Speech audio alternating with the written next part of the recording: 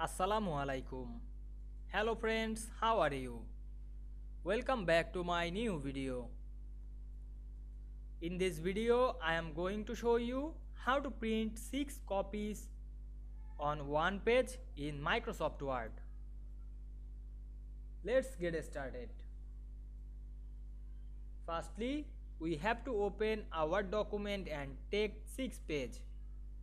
Now we want to print these 6 page or copies in one page. Go to the file menu, then click the print option, and we can see here many options.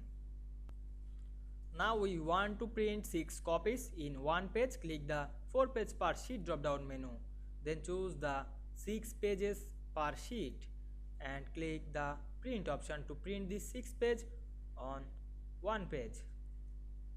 I hope you enjoyed the video. Please like, comment, share and subscribe my channel. Thanks for watching.